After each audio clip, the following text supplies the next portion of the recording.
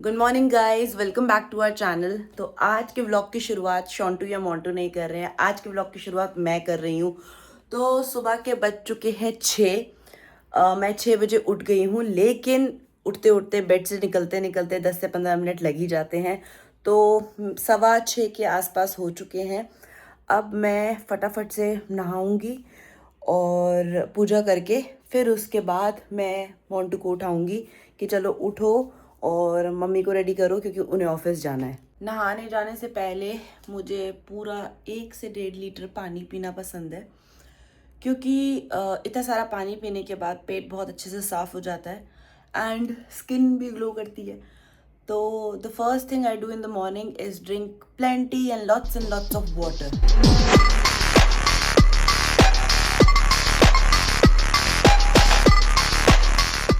तो दोस्तों, मैं नहा चुकी हूँ, फ्रेश हो चुकी हूँ और अब मैं फटाफट से अपनी बटर कॉफ़ी पीकर जिम की तरफ जा रही हूँ। अब जिम हिट करेंगे और उसके बाद खाना पीना खाकर अपने काम पर निकलेंगे।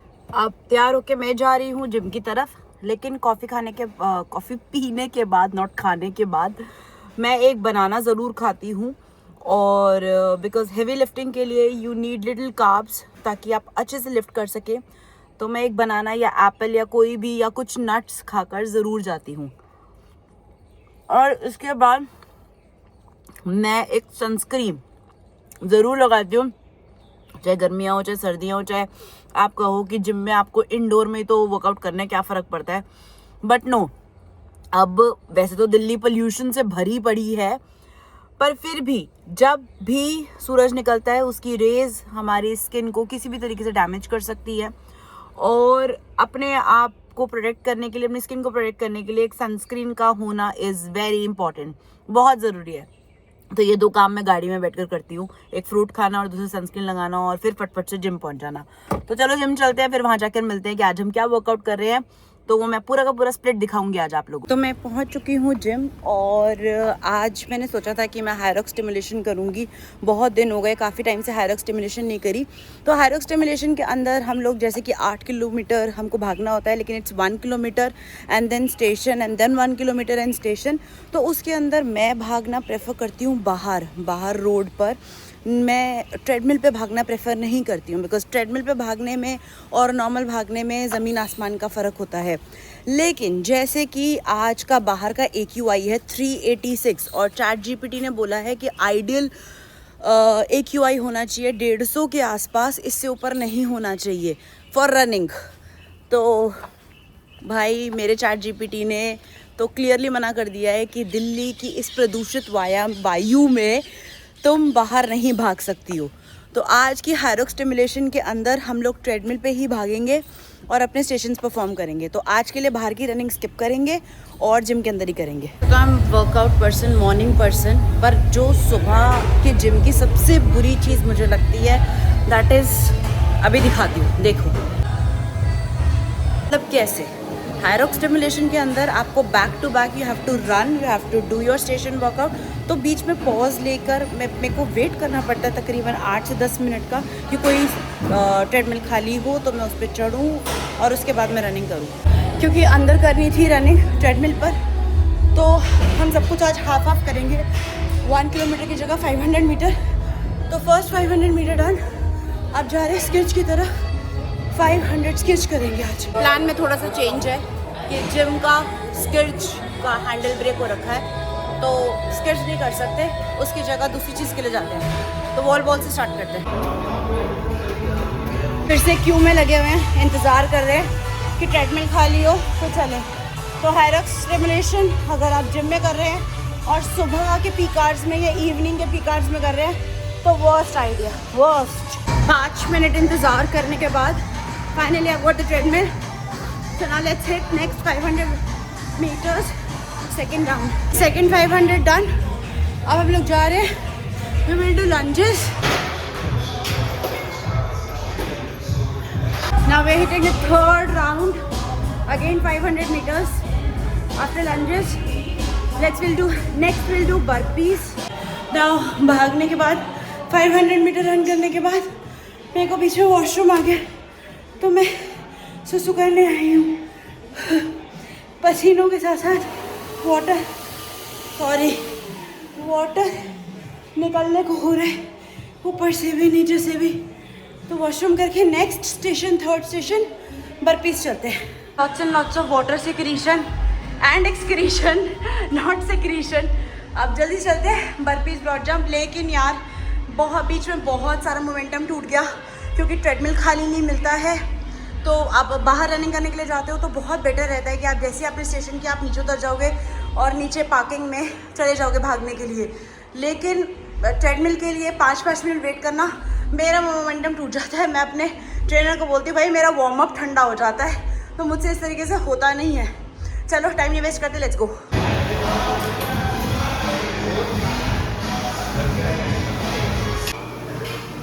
Now you won't believe that for my 4th round I am sitting and waiting for the treadmill. I'll show you. See, it's completely full. So मेरा momentum break हो गया है। So I'm planning मैं एक और राउंड करूँगी और उसके बाद आज नहीं करूँगी। अब high-rock stimulation I will perform थोड़ा पोल्यूशन डाउन होने के बाद, बिकॉज मैं ट्रेडमिल पे नहीं भाग सकती हूँ, because I am a morning person and मैं वर्कआउट सिर्फ सुबह ही करती हूँ। मैं आफ्टरनून, मतलब मैं जिम खाली होता है दिन में, but obviously we are working, हम काम पे जाते हैं तो दिन में पॉसिबल नहीं है। So I am turned off because आज मैं पूरा मूड बना कर आई थी कि हाई-रॉक स्टिमुलेशन करूँगी।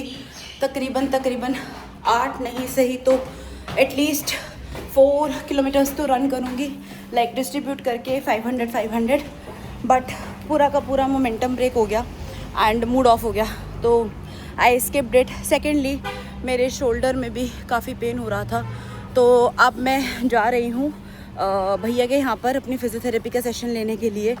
That is very important because मेरे लेफ़्ट वाले शोल्डर में इंजरी थी, but that is not troubling me these days.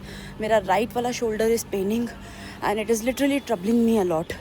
तो चलो अब फिजियोथेरेपी कराने के लिए चलते हैं। ये वीडियोस को शूट करना और व्लॉग करना इतना भी आसान काम नहीं है। गाड़ी चलाते चलाते व्लॉग बनाना और 10 काम और करना, जिसके बीच में सबसे ज़्यादा स्ट्रगल है कि गाड़ी ना ठुक जाए और गाड़ी के साथ साथ कोई बंदा ना उड़ जाए। तो अब मैं रास्ते में जाते जाते भैया के पास पहुंच रही हूँ। सबसे पहले शोल्डर में ज़्यादा पेन हो रहा था, इसीलिए कपिंग भी करवानी पड़ी भैया से। तो अब मैं तैयार होकर मैं जा रही हूँ अपने काम की तरफ। फिजियोथेरेपी कराने के बाद मैं बहुत ज़्यादा टायर्ड हो गई थी, बहुत ज़्यादा, तो मैं आज सो गई। और आज मुझे काम पे भी थोड़ा लेट जाना था। सच कहूँ तो काम पे लेट नहीं जाना था मुझे, आज 1-2 अपनी क्लासेस कैंसिल करनी पड़ी क्योंकि मुझे काफ़ी पेन हो रहा था। और उसके बाद स्टिल कुछ इंपॉर्टेंट क्लासेस लेने जाना था, तो अब मैं उठ गई हूँ और मैं जा रही हूँ अपने काम पर। आज चलो तुम्हें अपने बच्चों से भी मिलवाते हैं। चल रहे हैं अपने काम की तरफ को, पर जैसे कि आप देख सकते हैं कि मेरी गाड़ी एकदम कचरा बनी हुई है। सच बताऊं तो बाहर से भी और अंदर से भी। मुझे नहीं पता कि ये हाल सारी लड़कियों का है या ये मेरा ही है, पर मेरी गाड़ी तो एकदम दूसरा घर बनी रहती है, जिसमें मेरे जिम के 2-3 टाइप के जूते पड़े रहते हैं। मेरे लिफ्टिंग शूज़, मेरे रनिंग शूज़, इसके अलावा मेरे जिम के कपड़े और थोड़ा बहुत खाने पीने का सामान, ये सब पड़ा रहता है। बिकॉज मेरी पूरा का पूरा दिन तो नहीं कहूँगी, लेकिन मेरा 80% ऑफ द डे मेरी कार में बीतता है, क्योंकि मुझे इधर से उधर ट्रैवल करके जाना पड़ता है अपनी क्लासेस के लिए। तो मेरी गाड़ी चाहे कितना भी कुछ भी कर लो, कितनी भी सफाई कर लो, लेकिन मेरी गाड़ी अंदर से कभी साफ हो ही नहीं सकती।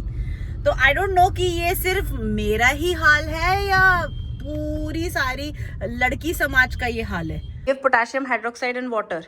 क्या कर रही हो आज सोनवी? Very nice. इतना दर्द हो रहा है कि क्लास में भी आइसिंग करने की जरूरत पड़ रही है ना। शी इज सो स्वीट कि इसने मुझे आइस पैक दे दिया और मैं क्लास के अंदर भी आइसिंग कर रही हूँ। I hope I will feel better. तो मैं निकल गई हूँ उस क्लास से और अब नेक्स्ट स्टूडेंट के पास जा रही हूँ पढ़ाने के लिए। है मेरी सेकंड मील और मैं इसे भी गाड़ी में बैठ के खाने जा रही हूँ, क्योंकि जैसे कि मैंने कहा था कि मेरी 80% मेरा पूरा का पूरा दिन मेरा गाड़ी में ही बीतता है। तो अभी तो मैं फिलहाल बैठ के खा रही हूँ, पर कितनी बार ऐसा भी होता है कि मुझे गाड़ी चलाते चलाते खाना खाना पड़ता है। तो ठीक है, पार्ट ऑफ लाइफ, मैनेज करना पड़ता है। हर किसी का अलग अलग तरीके का स्ट्रगल है, हमारा भी थोड़ा सा है, बट इट्स ओके।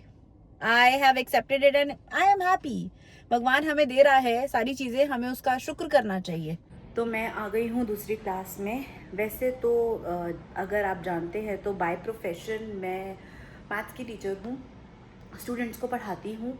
तो मेरे पास हायर क्लासेस ही होती हैं हमेशा, 9, 10, 11, 12 के बच्चों को मैं पढ़ाती हूँ, CBSE एंड IB बोर्ड। पर मेरे पास एक सबसे छुटकू सा बच्चा है, ही इज़ इन 5th स्टैंडर्ड। मैं छोटे बच्चों को पढ़ाना प्रेफर नहीं करती हूँ, काफ़ी ज़्यादा अनोइंग होते हैं, मतलब मैं हैंडल नहीं कर पाती छोटे बच्चों को। बट ये बड़ा प्यारा सा छोटू सा बच्चा है मेरे पास, he is in 5th standard and he is in IB board. तो मैं अभी आपको उससे भी मिलवाऊंगी, तो मेरे सबसे प्यारे छोटू से बच्चे से। लेकिन ये इतना शैतान बच्चा है, इतना शैतान बच्चा है कि ये बिल्कुल पढ़ाई नहीं करता है, और ये इतना इंटेलिजेंट है, इतना इंटेलिजेंट, लेकिन फिर भी ये पढ़ाई नहीं करेगा। गए हैं 8:10 और I am done with my 2 classes and I am heading towards my 3rd class. मेरा सबसे ज्यादा नॉटी चाइल्ड है, ये शक्ल से बहुत शरीफ लग रहा होगा, क्या कर रहा है? ठीक है, लेकिन ये इतना ज्यादा गपोल गप्पे गप्पे मारने वाला बच्चा है, आंटियों की तरह हैं। शक्ल दिखा अपनी, शरीफ बच्चे अपनी शक्ल दिखा। लास्ट क्लास भी हो गई है और लास्ट क्लास ख़त्म करके अब मैं जा रही हूँ घर की तरफ को। तो बार बार क्रिप करके फ़ायदा नहीं है, लेकिन इतना ज़्यादा पेन हो रहा था कि मुझे क्लास में उनसे बोलना पड़ा कि अगर कोई पेन किलर है तो आप मुझे पेन किलर दे दीजिए। तो इसमें सबसे ज़्यादा रोल सर्दियों का भी होता है। जैसे कि लास्ट ईयर मुझे शोल्डर इंजरी हुई थी, तो उसके बाद मेरे शोल्डर में काफ़ी ज़्यादा पेन बढ़ जाता सर्दियों में। जैसे जैसे मौसम चेंज होता है तो ये सब चीज़ें मुझे दिक्कत करती हैं। तो आप लोग भी अपना ध्यान रखिए बहुत ज़्यादा अच्छे से। तो मैं अब क्लासेस ख़त्म कर मैं जा रही हूँ घर की तरफ को। तो हम लोग आपसे मिलेंगे कल। तब तक के लिए प्लीज़ आप लोग मेरे लिए न्यू मेंबर्स हैं, न्यू फैमिली मेंबर्स हैं, तब तक के लिए आप ज़रूर करिए do like share comment and subscribe to my channel. Bye bye.